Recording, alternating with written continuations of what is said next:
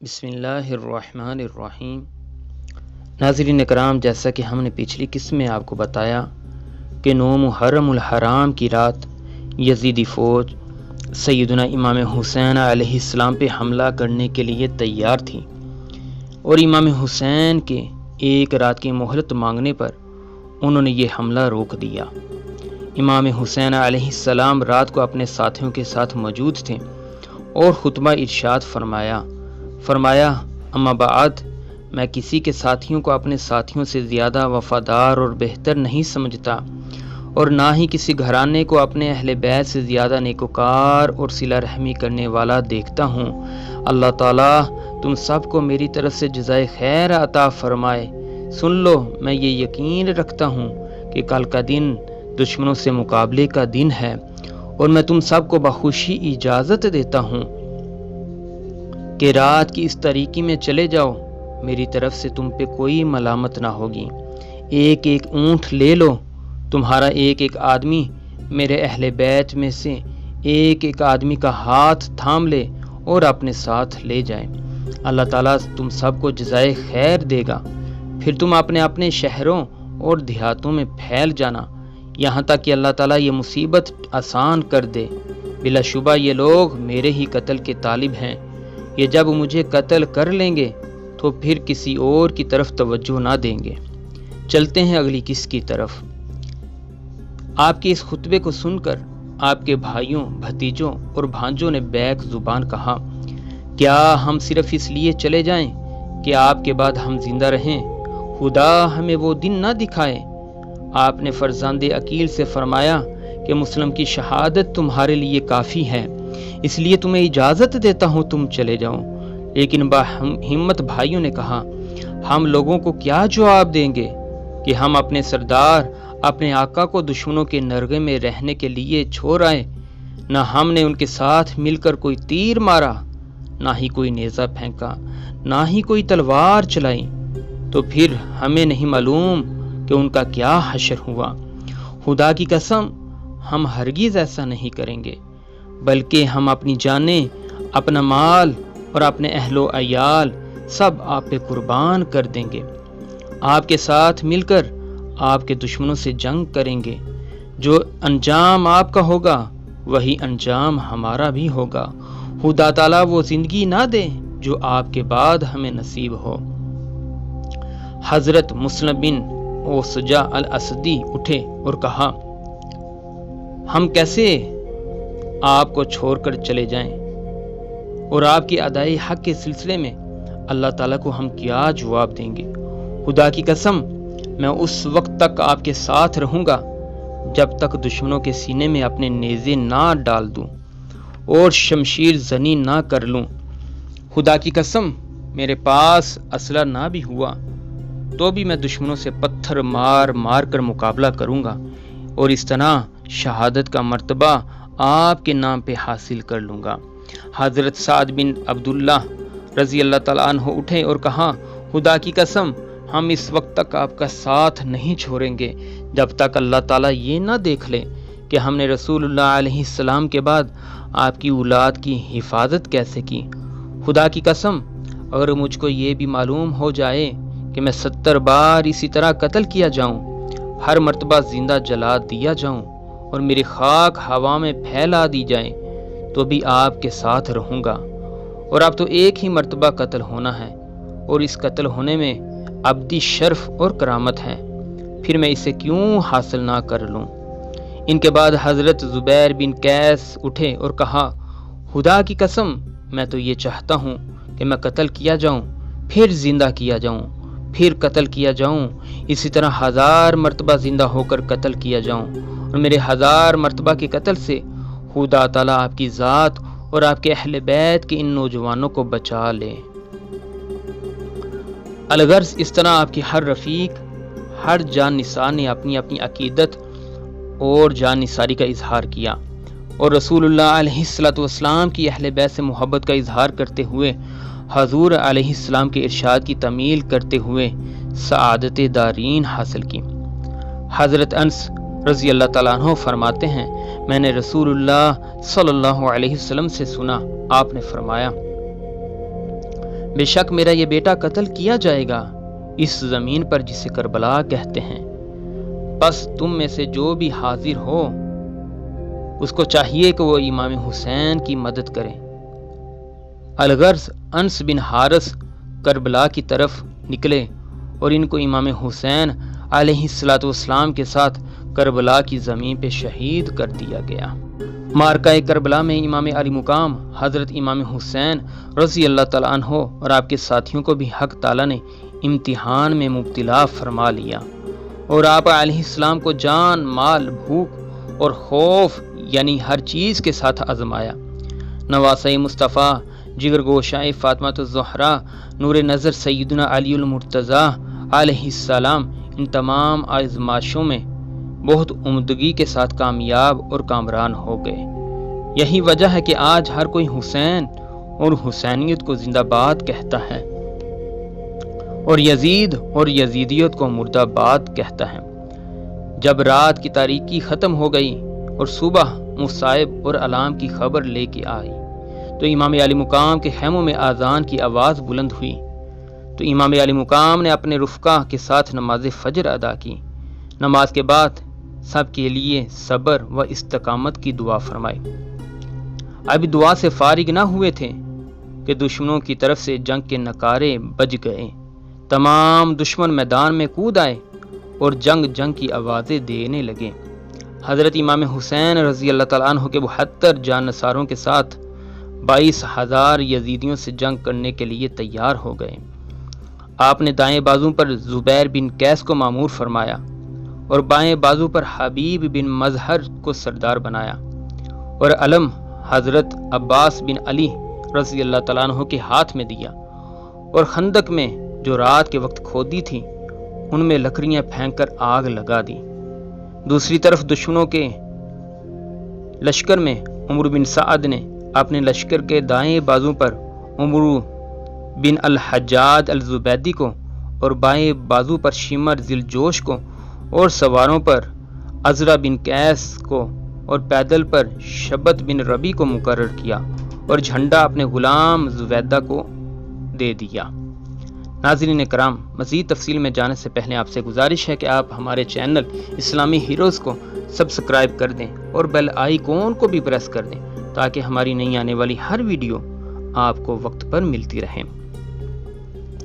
حضرت امام علی مقام اونٹ پہ سوار ہوئے، قرآن پاک اپنے سامنے رکھا اور دونوں ہاتھ اٹھا کر اللہ عز و جل کی بارگاہ میں یوں دعا کی: اے اللہ، ہر مصیبت میں تو ہی میرا اعتماد اور ہر تکلیف میں تو ہی میرا سہارا ہے، تمام حوادث میں تو ہی میرا سہارا اور ڈھارس بنانے والا ہے۔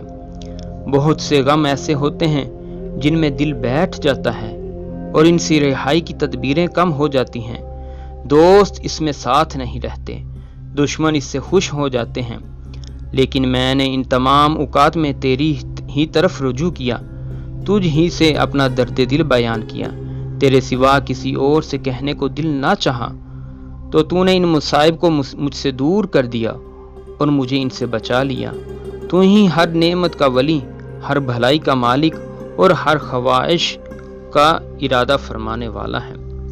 سیدنا امام حسین رضی اللہ تعالیٰ عنہ اپنے خیمے میں آئے، امامہ رسول خدا علیہ السلام سر پہ رکھا، جبائے محمدی علیہ السلام زیب تن کیا، حضرت حسن مجتبیٰ کا پٹکا کمر میں باندھا، ذوالفقار حیدری گلے میں ڈالی اور اپنی سواری کے گھوڑے پہ سوار ہو کر تمام حجت کے لیے آپ یزیدی لشکر کے پاس آئے اور فرمایا: اے لوگو، تمہیں علم نہیں کہ میں ابن رسول اللہ ہوں، جگر گوشائی علی المرتضیٰ اور لخت جگر سیدات النساء فاطمہ الزہرا ہوں۔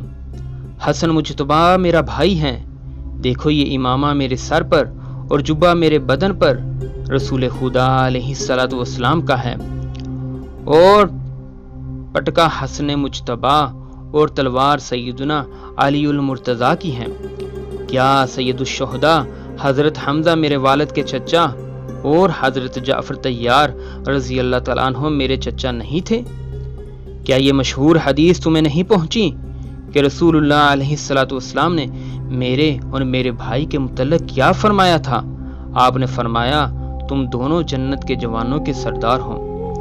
بس اگر تم میری تصدیق کرو تو جو میں تمہیں کہہ رہا ہوں حق اور سچ کہہ رہا ہوں، کیونکہ جھوٹے پر اللہ عز و جل کی لعنت، اور میں نے کبھی جھوٹ نہیں بولا۔ اگر تم میری بات کی تصدیق نہیں کرتے اور مجھے جھوٹا سمجھتے ہو تو تم میں اس وقت بھی ایسے لوگ موجود ہیں کہ تم اگر ان سے پوچھو تو وہ تمہیں بتا دیں گے۔ یا پھر اصحاب رسول حضرت جابر بن عبداللہ انصاری، حضرت ابو سعید خدری، حضرت سہیل بن سعد، حضرت زید ابن ارقم رضی اللہ تعالیٰ عنہ سے پوچھ لو، وہ اس کی تصدیق کریں گے، کیونکہ انہوں نے رسول اللہ علیہ السلام سے یہ حدیث کو سنا ہے۔ تو اب تم مجھے بتاؤ کہ کیا ان باتوں سے کوئی بات بھی ایسی نہیں جو تمہیں میری خون ریزی سے روک دے؟ اس دوران شمر لعین نے آپ پر ایک نامناسب جملہ کسا۔ حبیب ابن مظہر نے اس کا جواب دیا اور کہا، اللہ عز و جل نے تیرے دل پہ مہر لگا دی ہے، اس لیے تو نہیں سمجھ سکتا کہ امام علی مقام کیا فرما رہے ہیں۔ شمر لعین اور حبیب ابن مظہر کی گفتگو کے بعد حضرت امام پاک نے پھر ارشاد فرمایا، اگر تم لوگوں کو میری اس بات میں کچھ شک ہے کہ جنت کے جوانوں کا سردار ہوں، تو کیا اس میں کچھ شک ہے کہ میں تمہارے نبی کا نواسا ہوں؟ خدا کی قسم، اس وقت مغرب سے لے کر مشرق تک تمام زمین پر میرے سوا اور کوئی نبی علیہ السلام کا نواسا موجود نہیں۔ مجھے بتاؤ، تم لوگ میرے خون کے کیوں پیاسے ہوں؟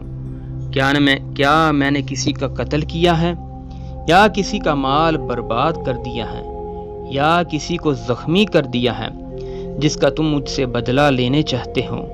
ان باتوں کا ان کے پاس کوئی جواب نہ تھا اور وہ سب خاموش تھے۔ پھر آپ نے کچھ لوگوں کا نام لے کر پکارا، اے شبت ابن ربی، اے حجاد ابن الجبیر، اے قیس ابن اشعت، اے زید ابن حارث، کیا تم نے مجھے خط لکھ کر اپنے پاس نہیں بلایا؟ انہوں نے کہا کہ ہم نے کوئی خط نہیں لکھے۔ آپ نے فرمایا، ہاں بلا شبہ تم نے ضرور لکھے تھے۔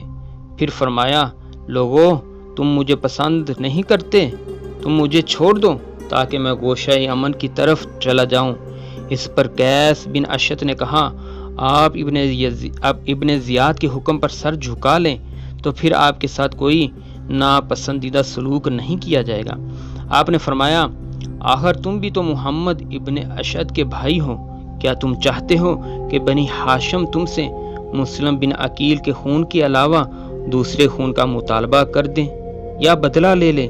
خدا کی قسم، میں کسی ذلیل انسان کی طرح ابن زیاد کے ہاتھ میں اپنا ہاتھ نہ دوں گا، اور نہ میں کسی غلام کی طرح اقرار اطاعت کروں گا۔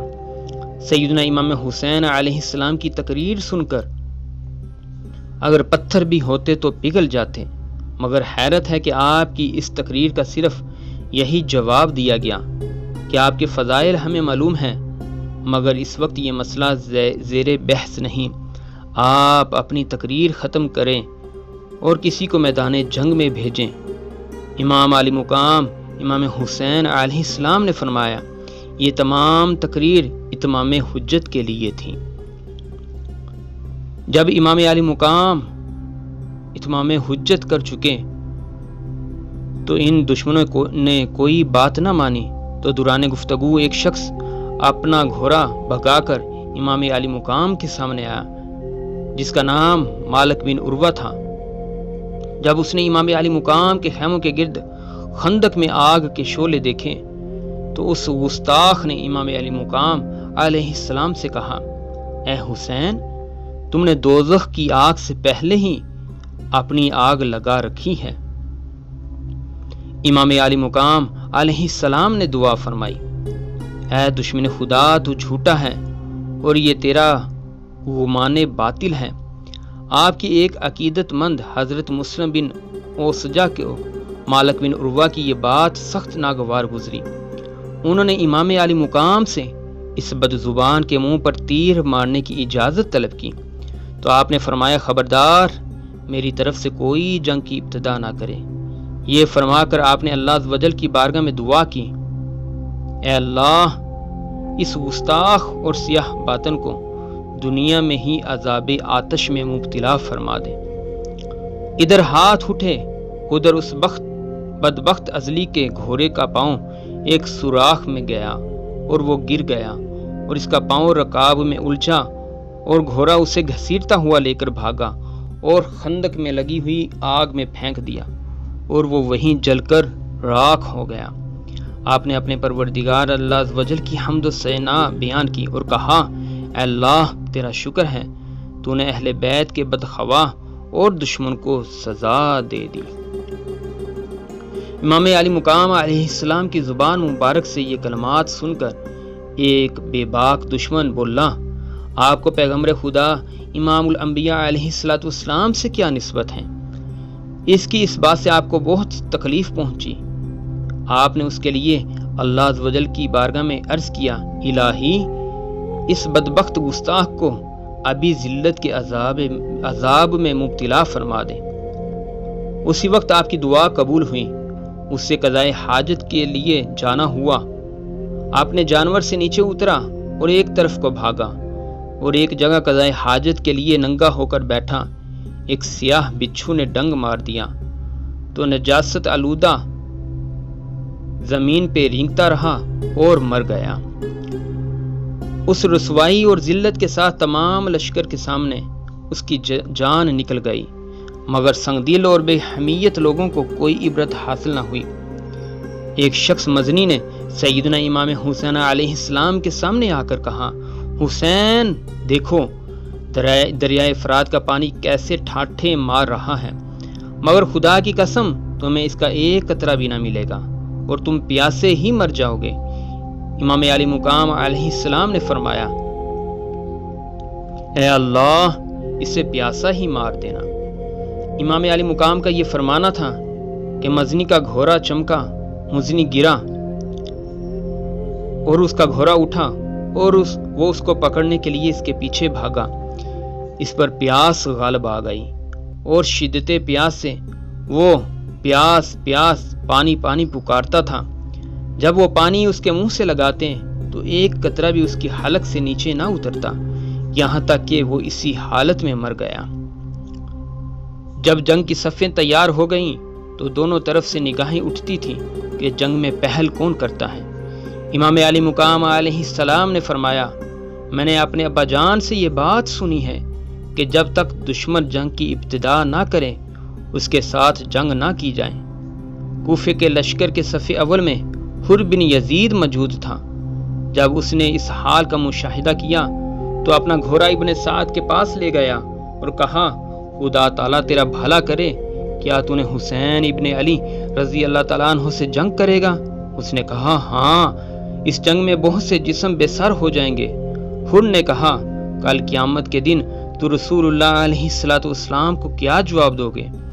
ابن سعد نے اس بات کا کوئی جواب نہ دیا تو حر میدان کی طرف لوٹ آیا۔ اس کے جسم پہ لرزہ طاری تھا، دل اس کا دھک دھک کر رہا تھا۔ اس کی آنکھوں سے تاریکی کے پردے اٹھ گئے اور حق کے جلوے نظر آنے لگے۔ حر کی یہ حالت دیکھ کر ان کی برادری کا ایک شخص مہاجر بن اوس، اس نے حر سے کہا، اللہ کی قسم آج تمہاری عجیب حالت ہے، میں نے کسی جنگ میں تمہاری ایسی حالت نہیں دیکھی، حالانکہ تم اہل کوفہ کے بہادروں میں سے مشہور بہادر اور جنگجو آدمی ہو، تو یہ حالت کیسی ہے؟ حر نے کہا، خدا تعالیٰ کی قسم میرے ایک طرف جنت ہے اور دوسری طرف دوزخ ہے، میں اس کشمکش میں مبتلا ہوں کہ میں کس طرف جاؤں۔ پھر فرمایا، خدا کی قسم اب تو جنت کی ہی طرف جاؤں گا، خواہ مجھے پرزے پرزے کر دیا جائے یا زندہ جلا دیا جائے۔ یہ کہہ کر اپنے جانور کو ایڑ لگائی اور حضرت امام حسین علیہ السلام کی بارگاہ میں حاضر ہو کے عرض کیا، اے ابن رسول علیہ السلام، میری جان آپ پہ قربان ہو جائے، خدا کی قسم مجھے یہ گمان نہ تھا یہ لوگ آپ کے قتل کا ارادہ کر لیں گے، بلکہ میرا خیال یہ تھا کہ صلح ہو جائے گی۔ اب ان لوگوں کی بغاوت ظاہر ہو چکی ہے تو میں آپ کی خدمت میں حاضر ہو گیا ہوں، میری توبہ قبول فرما لیں اور اپنے غلاموں میں مجھے شامل فرما لے۔ امام علی مقام علیہ السلام نے حر کے سر پہ ہاتھ پھیرا اور ارشاد فرمایا، اے حر، بندہ جب گناہ کرنے کے بعد اللہ عز و جل کی بارگاہ میں توبہ کرتا ہے تو محروم نہیں کیا جاتا۔ ایک روایت میں ہے کہ آپ نے فرمایا کہ تمہارا نام کیا ہے؟ اس نے عرض کیا کہ میرا نام حر ہے۔ ارشاد فرمایا، تم دنیا اور آخرت میں انشاءاللہ عز و جل آزاد ہو۔ آپ نے فرمایا، اپنے جانور سے نیچے اترو۔ عرض کی، آپ تو اس وقت ہی نیچے اتروں گا جب ان ظالموں سے مقابلہ کرتے ہوئے اپنی جان آپ پہ قربان نہ کر دوں۔ آپ نے سعادت شہادت حاصل کرنے کی اجازت دی اور فرمایا، اللہ تعالیٰ تم پر رحم فرمائے اور تمہاری بخشش فرمائے اور تمہارے ساتھ اپنے فرشتوں کو فرما دے۔ ناظرین کرام، مزید شہادت امام حسین کا واقعہ اگلی قسط میں آپ سے بیان کیا جائے گا۔ تب تک کے لیے آپ سے اجازت چاہتے ہیں۔ اللہ حافظ۔